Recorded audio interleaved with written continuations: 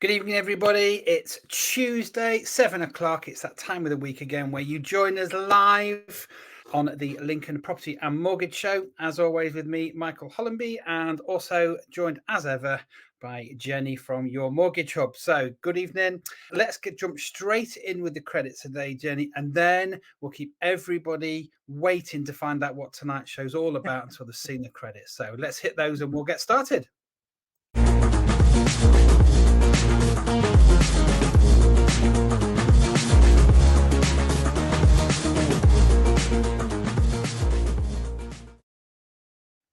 So, Jenny, how's your week been? Do you know, I thought, I've got not as many appointments as normal. It'd be nice and calm. It's a nice, easy week into the Easter. Yeah, I was led into a false sense of security, shall we say. It's been manic as always, which is good. That's good. But yeah, a lot busier than I thought. What about yourself, Mike?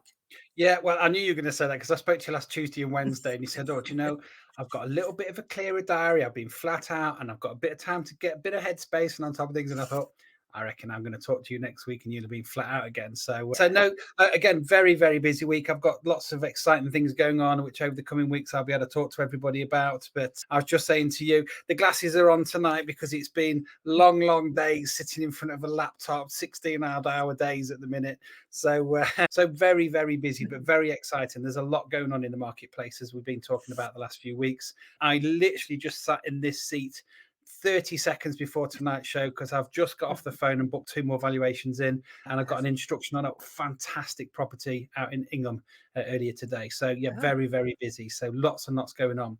Um, but I say we just jumped in the hot seat just before we started. We've had some conversations and a little bit of sort of communication with us today, just in regard to the subject. And I think you've come up with another cracker, which is what we wish we'd known as a first time buyer. So tell us a little bit about how that sort of came about, really, for you, Jenny, and why have we got that topic tonight? yeah, I think 2024, I've said it all year, it's the first time buyers are really going to sort of prop up the market for us this year, I think. And that's first time buyers that have maybe never owned a property, as well as those ones that maybe fell off the mortgage ladder and they're looking to get back onto that property ladder. So it's kind of across the two. It's a conversation I have a lot with clients about what if I'd done it differently, the different position I would be in now to where I am in my mid 40s with the type of mortgage that I have. And I think having a little bit of insight to start with is really crucial because that can be a complete game changer, Yeah. sort of as we move through your mortgage life, if you look, if you want. Are you starting to get a lot more inquiries from first-time buyers? Obviously, last year, that market, to be fair, I mean, you'll know more than me, but in regard to what I was selling and the inquiries I was getting, first-time buyers, they just weren't there. Cost of living was a priority. They were just, there were so many other bills going on at that time that market, I wouldn't say dried up completely, but there were nowhere near as many first-time buyers around. But if you have a look what I've registered in the last sort of, well, probably in the last 4 or 5 weeks, as well as Mm. obviously the last 2 to 3 months, I would definitely say first time buyers are back. The last 3 properties I've sold have been to first time buyers. So from my point, it's definitely picking up, and I'd imagine the numbers that you're seeing are greater. But what's your market like there with your inquiries? Yeah, absolutely. It is completely right there, Mike. You know, it is the first time buyers that are sort of propping up that market. As I say, last year we had a sort of a season, if you were like, of first time buyers where they were selling and buying a lot of the landlord properties that were selling. Then the Yeah. landlords come back on the market, and unfortunately, that pushes out the first time buyers. But they are back, and they're back with a vengeance. And lenders are gearing their products, they're gearing their affordability and their rates, their deposit amounts towards the first time buyer market because they know they're the ones that are really going to move this market forward. I say it all the time, no one moves unless a first time buyer buys. It's as simple as And that. They that are the and that bottom of the exactly chain. sums up, definitely, that's exactly what happened. The cogs all came to a grinding halt last year because first-time buyers weren't buying. Yeah. Investors were trying to sell and get rid of their investment portfolios because it got harder and harder to make money from an investment property, which had an effect with the property prices and all that sort of thing. So yeah, you're right. If the first-time buyers aren't out there buying, the whole of the transaction, the cogs come to a grinding halt. So we wanted to talk to you tonight a little bit about our experiences as well. But again, if you want to get involved in tonight's show, please make sure you do so. You can send us a comment, send us a question, put your thoughts. It'd be good to get some of your sort of feedback, the funny stories and your experiences of what it was like as a first-time buyer when you bought. And I think I'm going to sum up a little bit later on in regards to, I think, a process that we all think when we go in as a first-time buyer, which when we look back retrospectively over the years, we all think, what on earth was I worried about that for? Because in hindsight, which I think we'll all know what that topic's going to be. But yeah, get involved in tonight's show. I know we've got some people watching already. And again, if you like the comments or like some of the sort of content we're putting out tonight, just hit that like button for us. Again, it really makes a massive difference for us when we are obviously posting out on social media. Talking to social media, if you're not following us already, make sure you do so. And again, if you're watching the show back later on after the live show today, again, make sure you still get involved with us. If you send us any questions over, just drop your name in the comment box so we know who to talk to. So, Jenny, let's start with you. First time buyer into the marketplace, walking up and down Silver Street with a little bag, walking out with brochures with photographs stuck to the front of all in these little trays where you used to go in and help yourself and walk out with about 40 brochures. So what was it like? Well, that was what it's like for me. What was it like for you when you were looking around as a first time buyer? Do you know what? I will never forget this because a little backstory. I got a knock at the door. I was 21 years old. I got a knock at the door, and it was my mum and my dad stood there going, I think it's about time you bought a house. And I was like, where has this come? Bearing in mind, they lived 160 miles away. It was Sunday morning. I was hungover like you wouldn't believe.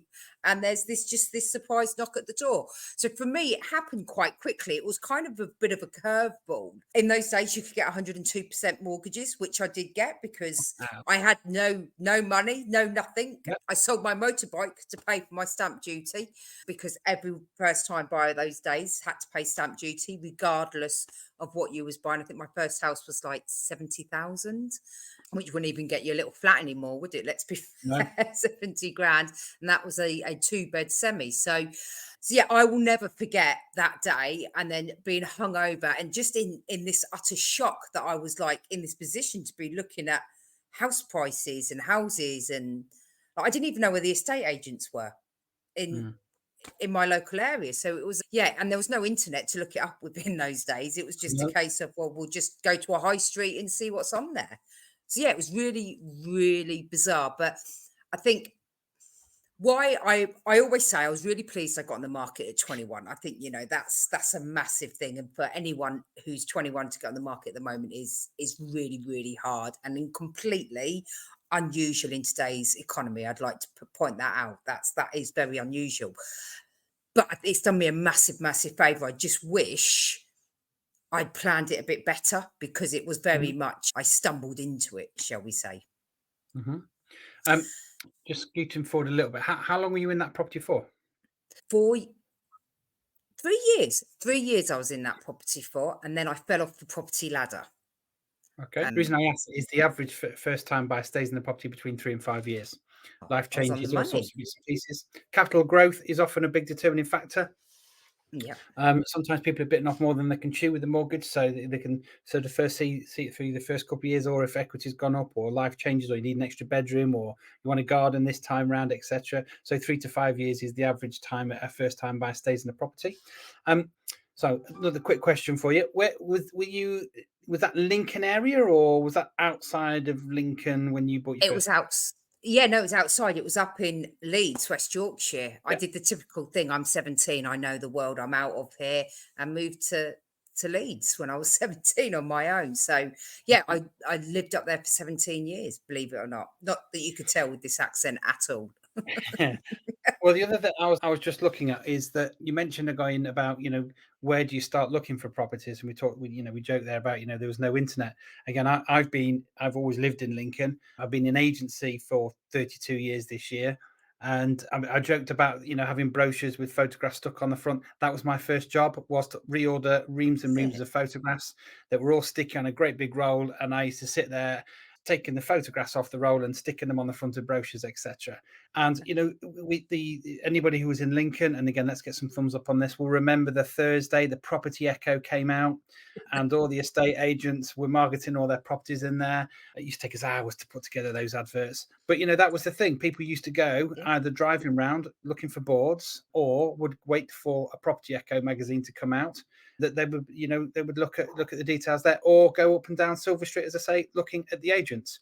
So things have really changed on there. So with the power of social media and marketing and portals and things now, websites, so much easier to find properties as a first time buyer. So I think that's the first thing I would say is do your research. We talked last week even in regard to location and positioning and what's important for you. So we'll not cover that ground again tonight, but watch back on the last 2 week shows actually about how to prepare and look for properties and what's important for you and your wants and your needs. But I think ultimately the first thing as a first time buyer that I would say is be prepared, like you said, get organized, do your research, identify where you want to be and why you want to be there. Is it with friends, connectivity, community? Is it more to do with work? Are there plans for your work situation to change in the next 3 to 5 years? All these things, because you need to look at again your resaleability of that property. Put right, moving the portals can give loads of information about. We talk about capital growth. So if you put a property location in, it will tell you what the average price is now compared to years before. You can see which areas are popular. So I think it's that first step for me is find out why you're going to be buying your first property. Lots of different reasons there, and then just do a little bit of research. And that might lead on a little bit then, Jenny, in regard to what you think first time buyers need to do to get prepared for taking the plunge. You mentioned obviously 102% mortgages, no deposits, and the stamp duty. So total flip there. First time buyers now, stamp duty compared to sort of deposit. So even perhaps start there maybe. Yeah, absolutely. I think, now stamp duty is for first time buyers, for the majority of first time buyers, a bit of a thing of the past. I think it's up to like 425,000. There's no stamp duty. And, there are first time buyers that go as high as that, and if not higher. For the vast majority, that is one cost that you don't need to consider. But on the flip side, that cost may have gone.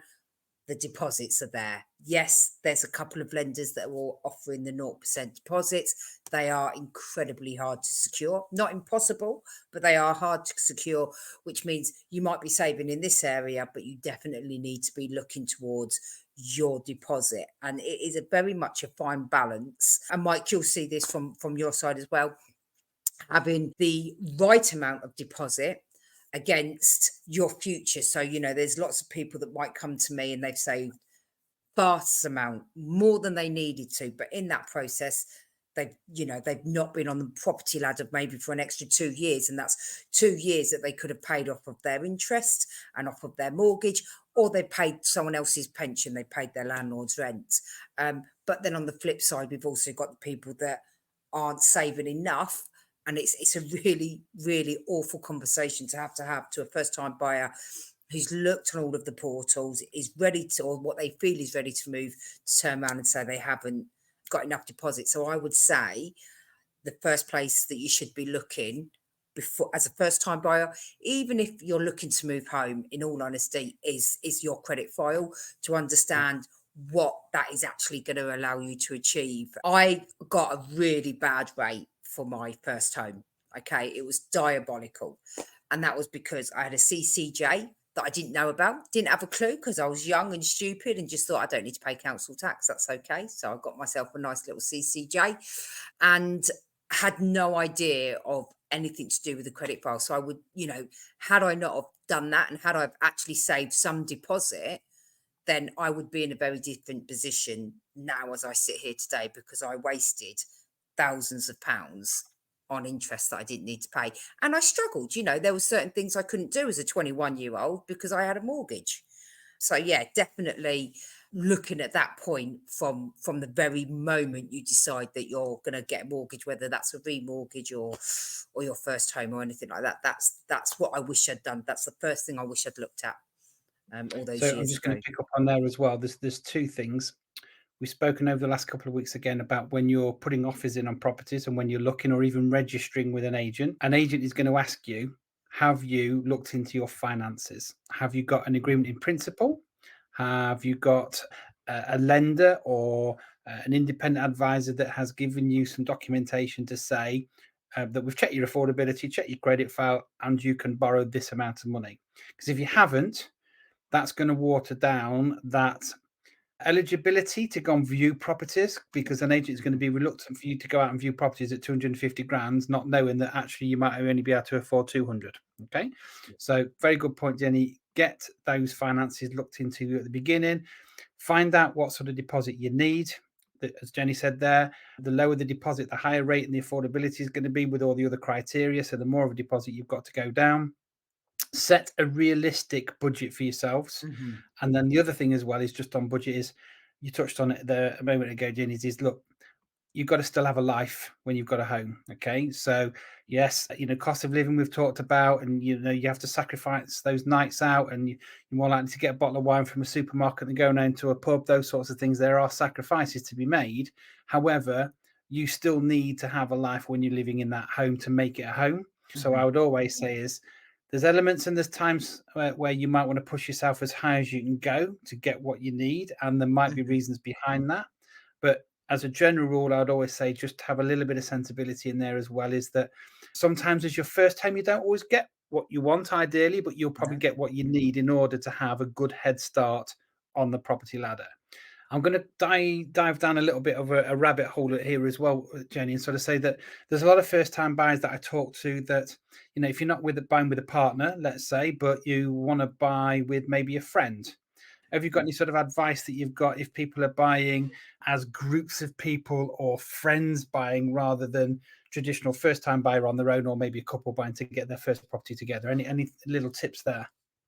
Yeah, absolutely. Look, it's happening more and more because people, like we've spoke about so many times, it's harder now to get on that property ladder than it has been for many, many years. So we are seeing friends that are doing it together to enable that they can get on. Now, it's important, this is vital, to set your boundaries and agree everything from the start, because, regardless of what anyone says, there will come a time where that is going to split.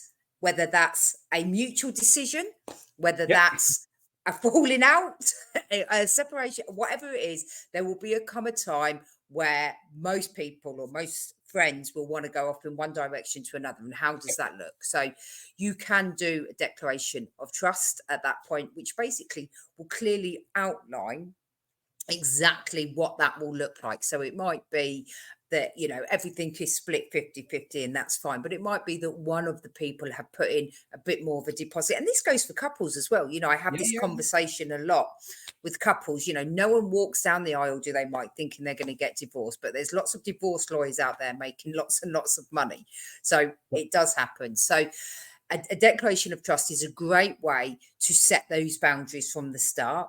Not only does it make it easier when that time comes, but in some ways that time may come quicker because actually everyone knows where we're at. It stops a lot of animosity and it saves a lot of fees further down the line where everyone's arguing over what they can or what they can't do. So definitely, I would say anyone, if there's one person's putting more in than the other, whether it's a friendship, anything like that, declaration of trust is written up by your solicitor.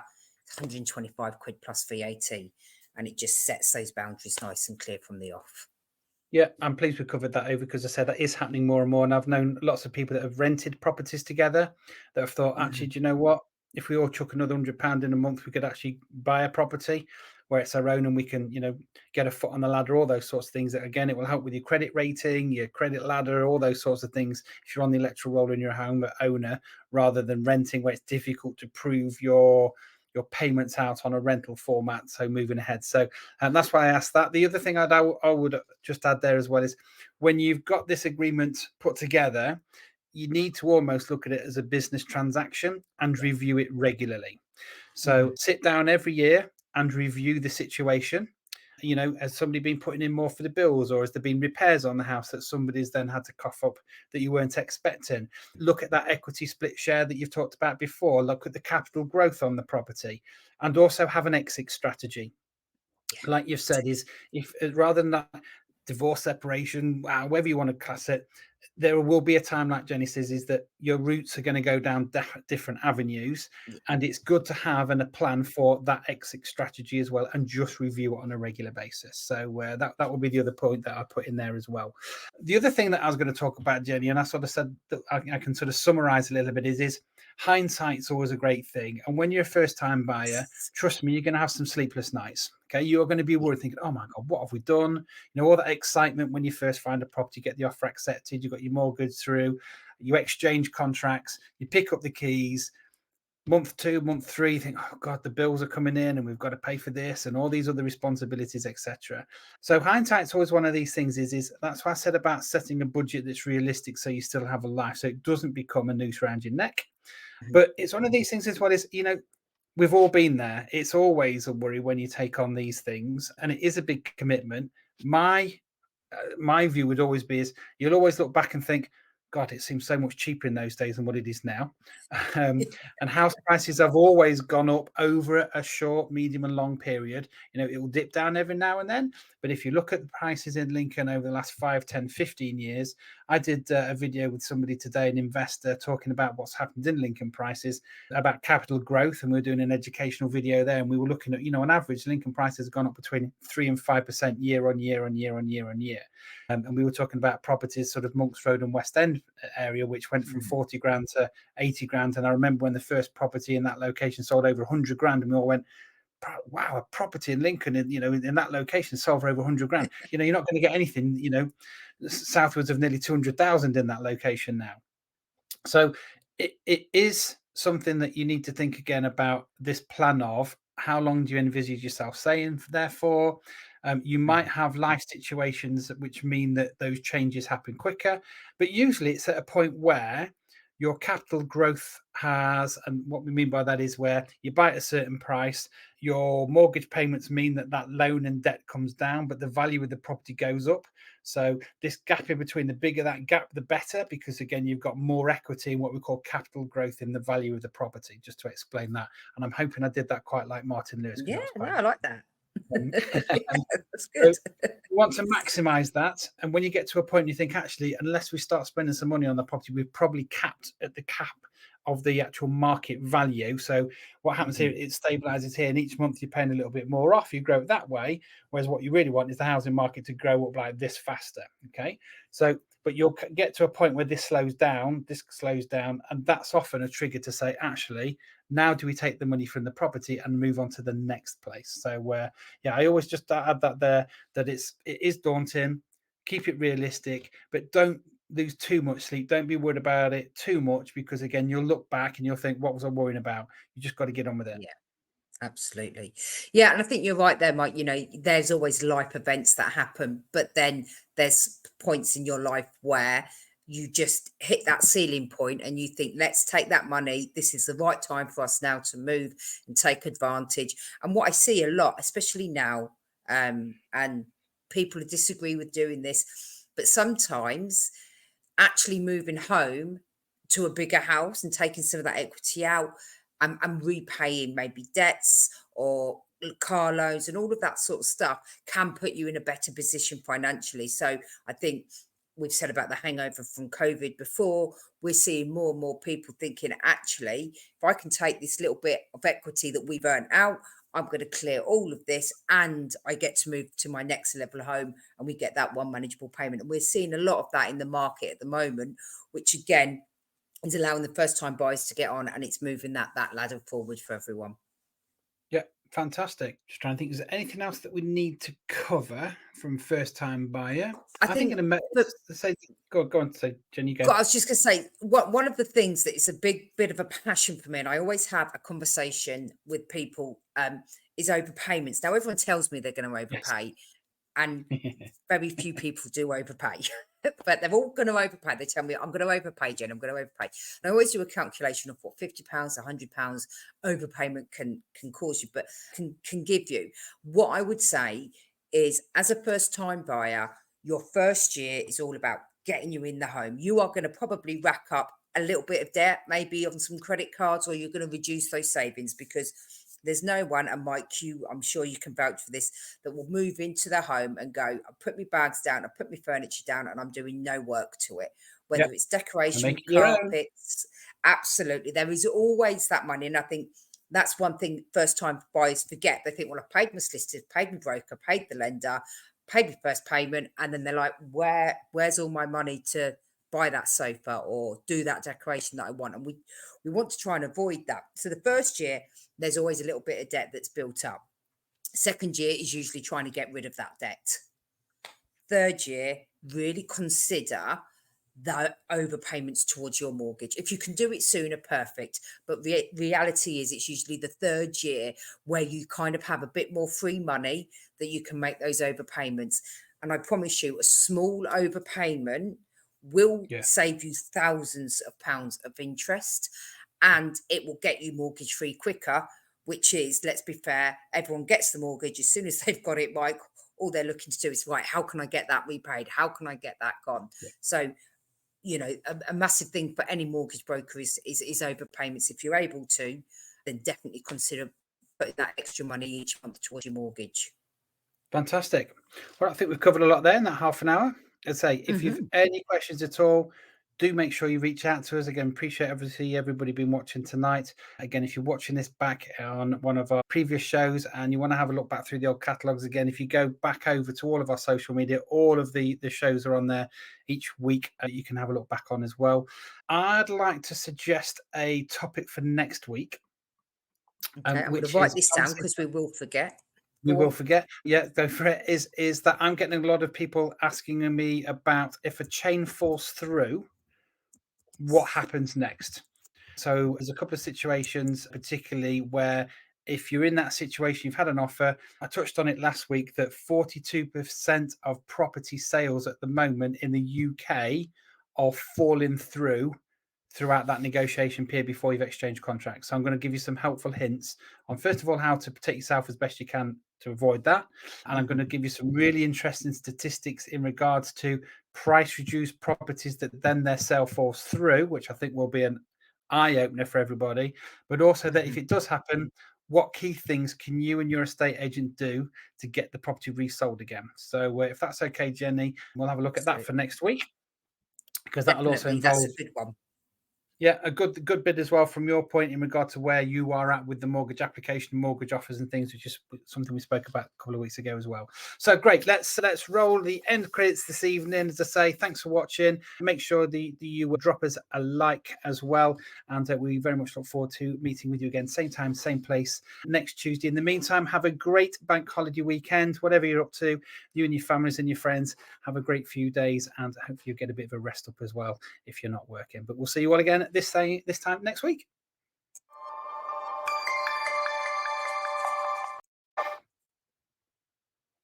Oh, they're not working. Hang on, here we go.